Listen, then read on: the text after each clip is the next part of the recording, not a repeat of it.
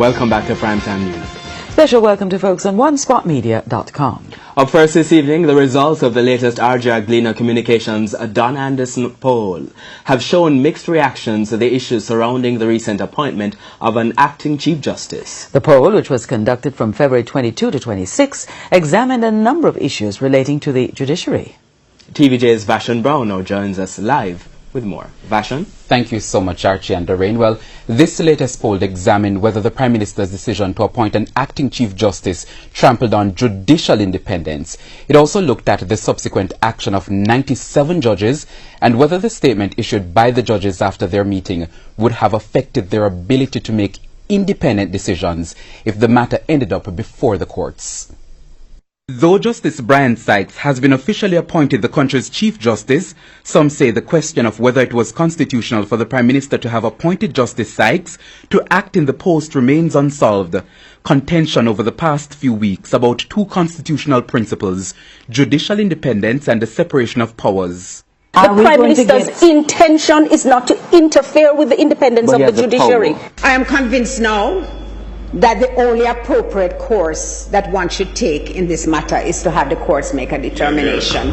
In this latest RJR Gleaner Communications Group Don Anderson poll, Jamaicans shared their views on whether the Prime Minister's decision to appoint Justice Sykes in an acting role trampled on judicial independence. 3 out of every 10 persons, or 35%, did not think so. At the same time, 3 out of every 10 persons, or 34%, thought the decision trampled on judicial independence. Another 3 out of 10 did not know. The poll has a margin of error of plus or minus 3%. The poll also looked at the profile of respondents who either agreed or disagreed that the action of the Prime Minister to appoint an acting Chief Justice trampled on the independence of the judiciary. So let's first look at the breakdown of that 34% that said the decision to appoint an acting Chief Justice trampled on judicial independence. Close to 4 out of every 10 supported the Jamaica Labour Party. That's 37%. Just over 1 out of every 10 persons, or 14%, supported the People's National Party. Very interesting data. All right, because in a way it kind of sort of traverses the political situation. It's unusual for you to find persons who say they would vote a particular party, in this case the JLP, now agreeing with something that was not in the popular decision apparently. As for the 35% that did not think the Prime Minister's actions trampled on judicial independence, 2 out of every 10, or 21%, supported the Jamaica Labour Party, while close to 3 out of every 10, or 26%, supported the People's National Party. You know, I'm trying to understand what to make of it in the first place, but it does say that maybe we're able to traverse strict political lines on an issue such as this. In the meantime, the poll also indicated that most respondents were not in favor of the action by some judges to hold a meeting on the matter on a Monday morning.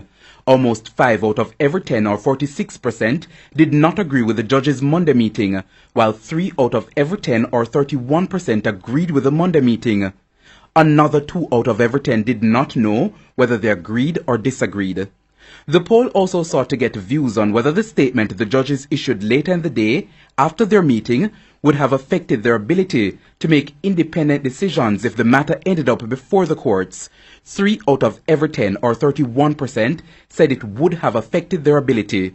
Almost 5 out of every 10, or 46%, said it would not have affected their ability. It suggests that perhaps there is just a kind of evenness of consideration across the public on this particular issue of the Chief Justice. Now, 1,070 people across the island were interviewed for the poll, a nationally representative sample of persons 18 years and older. Now, tomorrow, we will look at how persons responded to questions about the state of emergency. Archie and Doreen, back to you. Thank you, Vashon. And the Jamaican Bar Association is not yet ready to comment on the official appointment of Brian Sykes as Chief Justice. The swearing-in took place at a ceremony this morning at King's House. TVJ's Krista Campbell was there. Clubs of speculation, criticisms, and even threats of legal action provided the backdrop. King's House, the venue, as Brian Patrick St. George Sykes was sworn in as the 8th Chief Justice in post-independent Jamaica. It happened at 9:18 Thursday morning, with government, judicial, and other officials looking on as witnesses. Of note, the attendance of Jacqueline Cummings, president of the Jamaica Bar Association, which threatened legal action amidst concerns surrounding Justice Sykes' acting appointment in early February. Judges had also held a meeting which disrupted court sittings island-wide, taking a stance against what was perceived to be the Prime Minister's attempts to interfere with judiciary independence. Ms. Cummings says she will not respond to Chief Justice Sykes' appointment until after she's updated her members on a meeting with Prime Minister Andrew Holness. But at Thursday's swearing-in ceremony, Prime Minister Holness again insisted, I have the highest respect and regard for the judiciary, and the executive I lead has no inclination whatsoever to undermine the independence of the judicial branch or even to trespass anywhere near the discretion of the judges.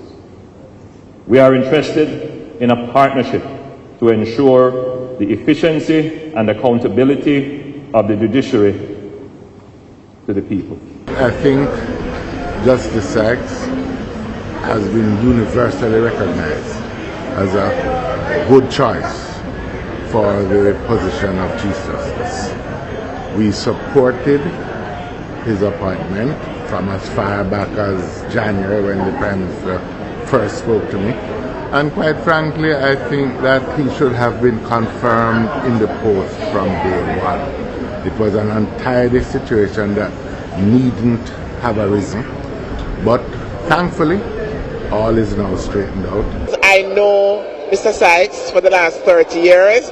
He's a workaholic. He's a disciplinarian. And all the disquiet was really in the minds of the persons who felt the disquiet. He was getting on with the job. With the greatest respect to the media, to my mind, it was more a media creation, but in actual reality, business will go on today. I am confident that the Honorable Justice Brian Sykes will discharge his functions with honor, integrity, and distinction. I am confident that under his leadership, there will be a transformation of Jamaica's justice system. I wish to thank God and our Lord and Savior Jesus Christ for elevating me by way of the decisions of men to this position of trust and leadership.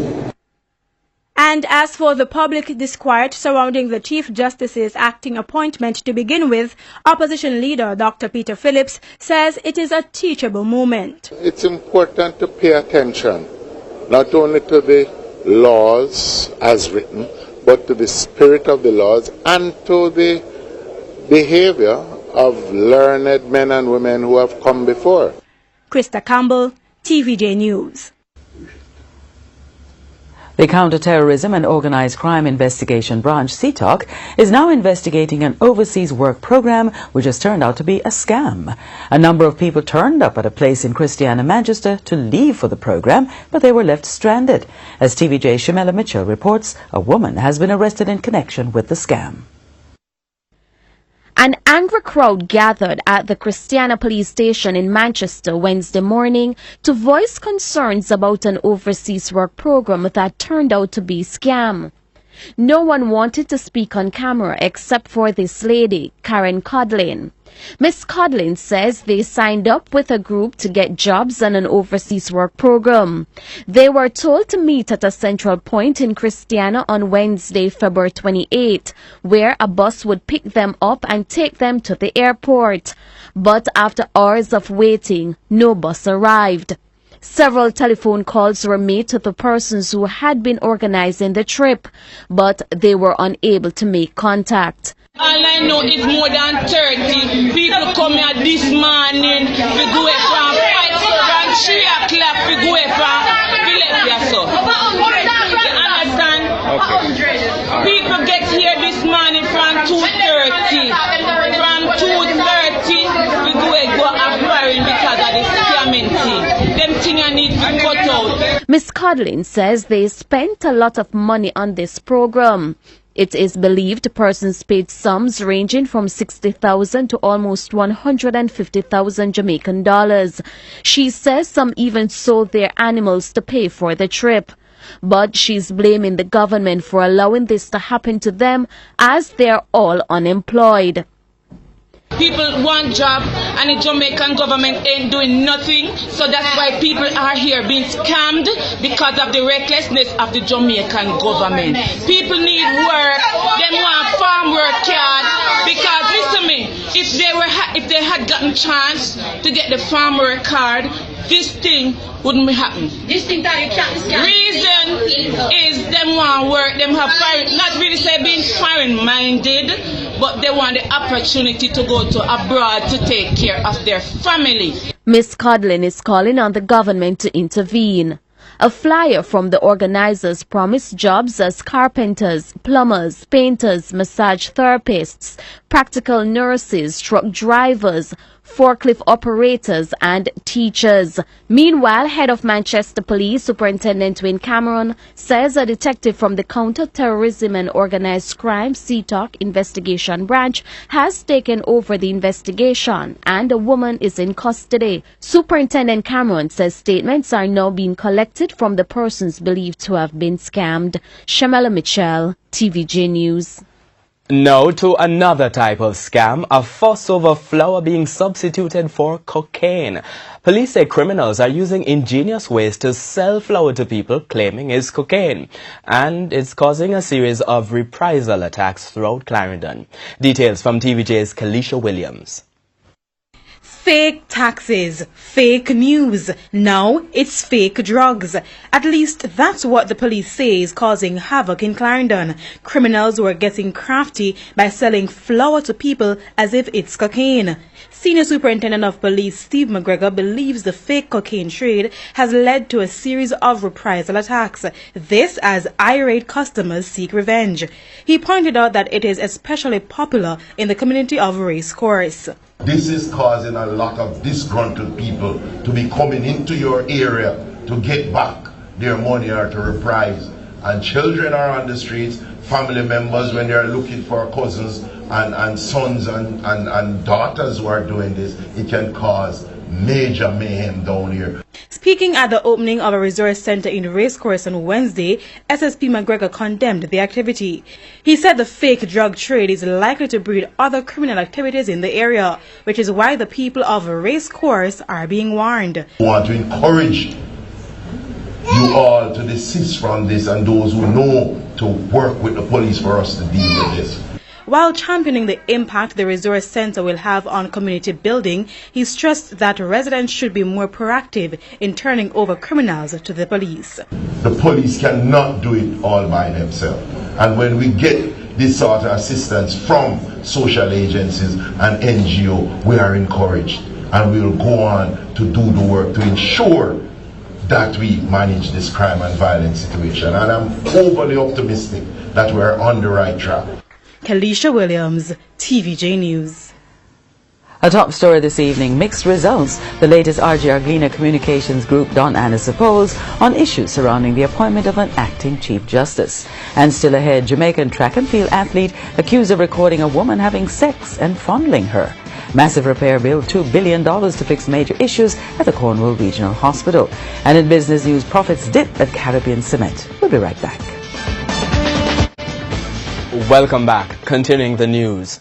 A Jamaican track and field athlete at the Lindenwood University in Missouri in the United States is accused of recording a woman having sex and also fondling her. Missouri police say 23-year-old Xavier Boland, a pole vaulter, secretly recorded his roommate and two other people having sex, then threatened to post the videos online after a woman caught him lurking in the bedroom one night. More in this report.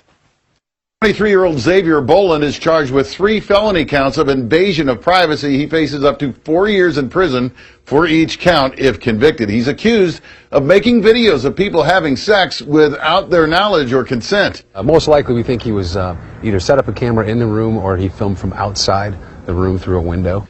Bolin is now in the St. Charles County Jail. His bond set at $1,500. He's a pole vaulter on the school track team, and as far as we know, he's still on the team. The university will not comment on the matter or Bolin's status with the track team, citing privacy concerns. Authorities say 8 days ago he made a video of his male roommate having sex with a woman, and when investigators searched his phone, they found another video, this one of another woman and a man they could not identify.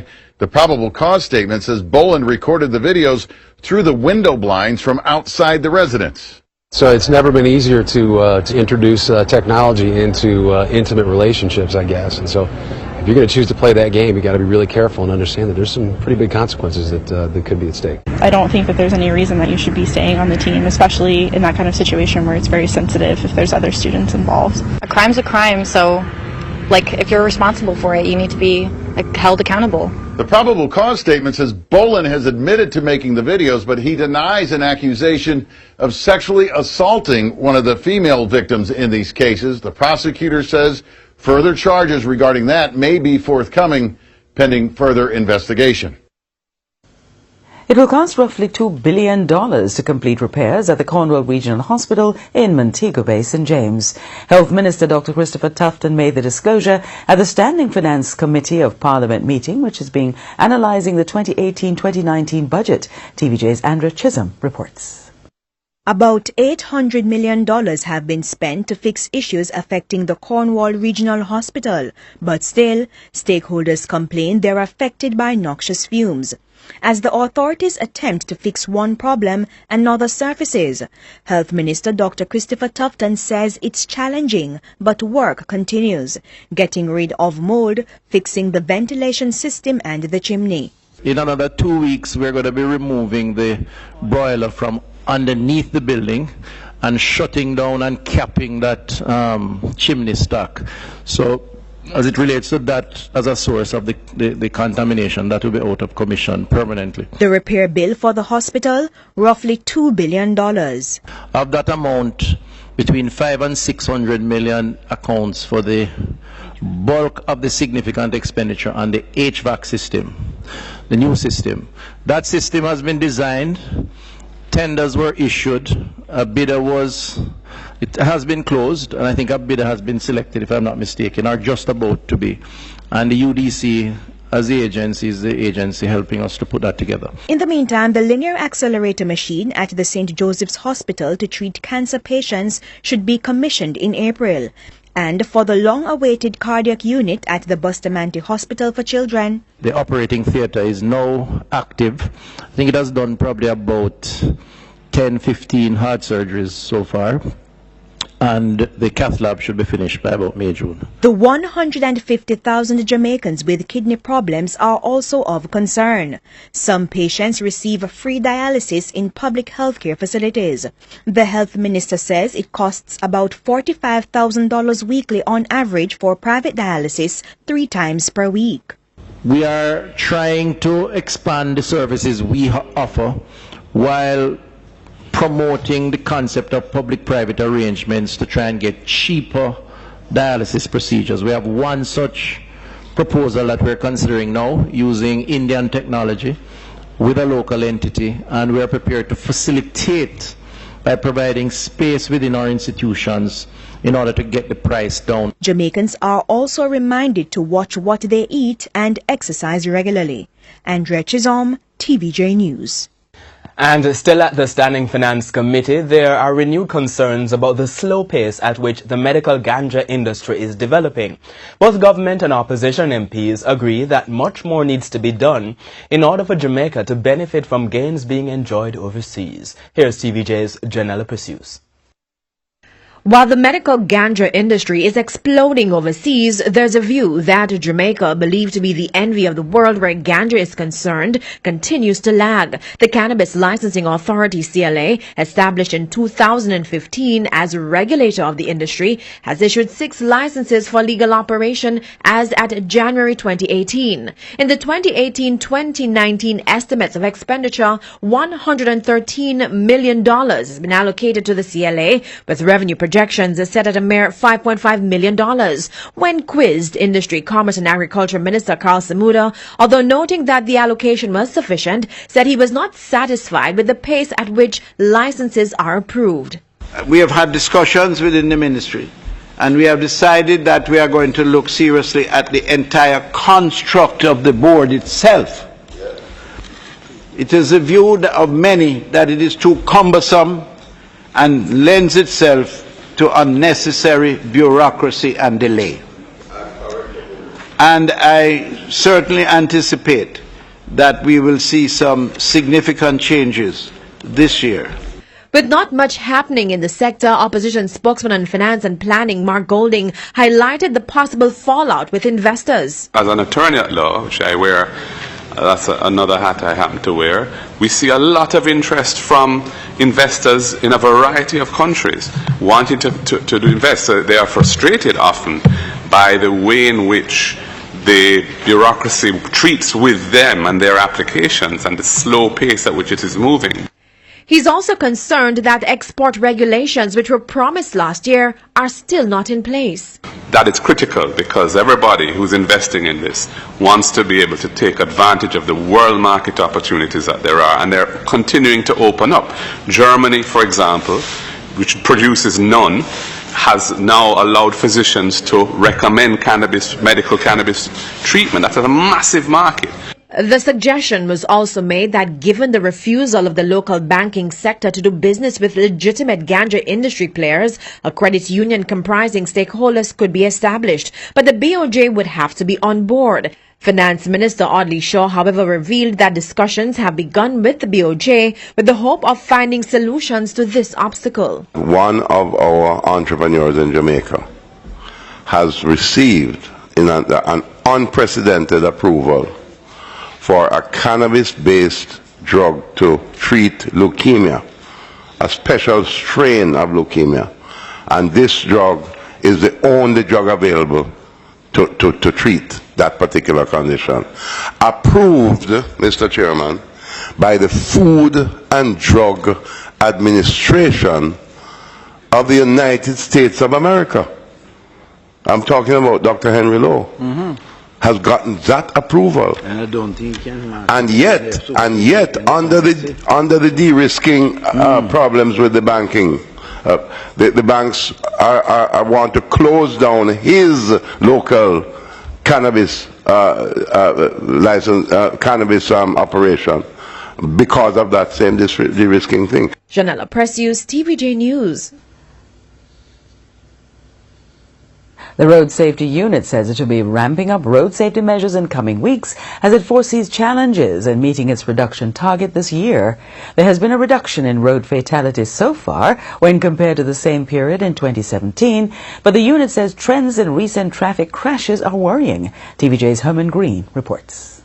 As at February 28 this year, there were 52 fatalities on the nation's roads. That's one less, or a 2% decline when compared to the same period in 2017.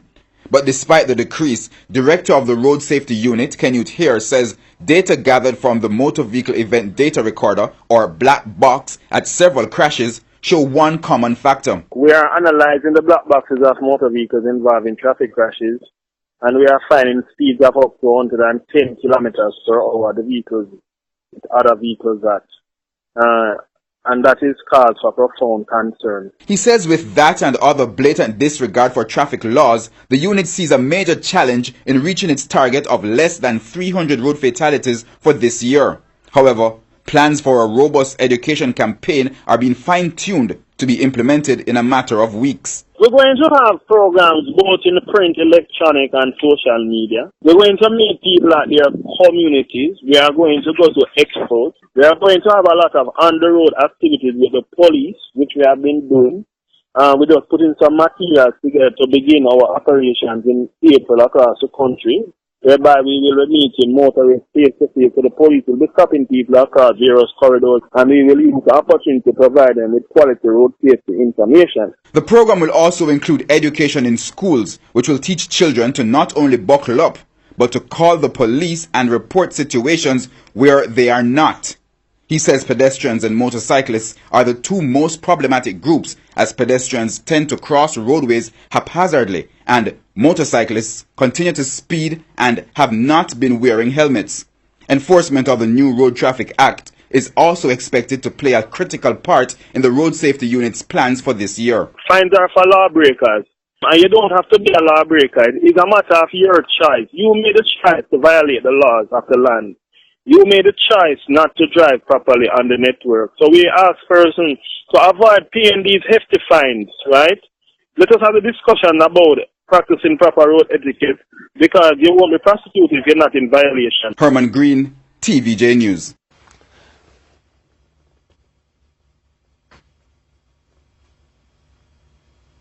Meanwhile, the Road Safety Unit Director provided an update on the motor vehicle crash in St. Mary, in which 9-year-old Cowain Barton was killed. On Sunday, Cowain and his father were in a motor car traveling along Stennett Street in Port Maria when his father lost control of the vehicle, causing the car to overturn.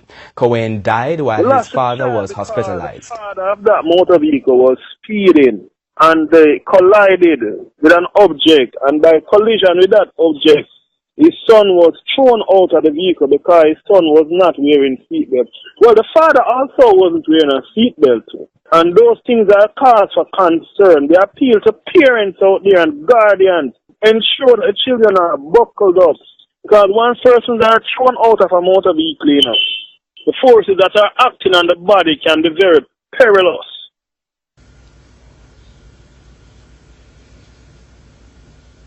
Residents of the Meadows of Irwin in Montego Bay, St. James are calling for the authorities to fix the problem, leaving them without water for the past 2 weeks. TVJ's Lana Gay Franklin reports. Residents of Meadows of Irwin in Montego Bay, St. James are upset as they have been without water for almost 3 weeks now. The Meadows of Irwin housing development is privately owned and water is supplied through the Kankara Development Limited. According to Kankara, the pump which is used to distribute water to the community has been damaged, resulting in homes being without the commodity since February 14. Residents say enough information is not forthcoming from Kankara's CEO, Joseph Lincoln, about when water will return to their community. According to Mr. Lincoln, the pump has been ordered for a week now from overseas, and it will take 4 to 5 weeks before the situation can be rectified permanently. Only last year we replaced the motor on that pump. So we were told that there was a power cut early that morning. We are still researching to find out why not only the pump went, but the motor went. But nevertheless, we were on spot within a couple of days to mobilize Old Daniel to get down here, take out the pump. The residents say the situation is unbearable and costly. That's a $1,240 a day. I have to pay for that toll job. I still need more water, and that can't do nothing. I'm a single mother and I have my child. So think about you leaving urine in your toilet because you can't afford to flush your toilet, and you have to store urine there until once in the morning when you get up. That's when you can afford to flush it, because you have to buy water for $2,000 per week, and that's just half a tank. So if you can't afford it like me, you will only have to buy half or a quarter tank. Mr. Lincoln says water is being trucked to the community every other day, with 3 truckloads on a Saturday. He says he has instructed his engineers to find a short-term solution to the issue. Putting in a temporary pump today, hoping that that pump will work, that we can fill up our trucks and take it directly to the tank where normal supply would be restored. It's a very costly way of doing it, but we are trying our best to give the residents water in a normal way. There are 700 houses in the development. Lana Gay Franklin, TVJ News. And the time now for comments from our friends on Facebook and Twitter. And Archie is at the smart board. Thanks, Lorraine. Here's our question this evening. We're asking what should be the priority areas for Chief Justice Brian Sykes. Here's our first comment. How about ensuring that justice is actually served for certain crimes? Can't be having judges out there handing out pathetic sentences. That way, criminals won't take the justice system seriously. And if he can get rid of some of the corrupt judges while he's at it, that would be great too. Here's a second comment. Simple. Everyone should have equal rights, and justice should be served, and the rich should also be law-abiding citizens. Our third comment. First.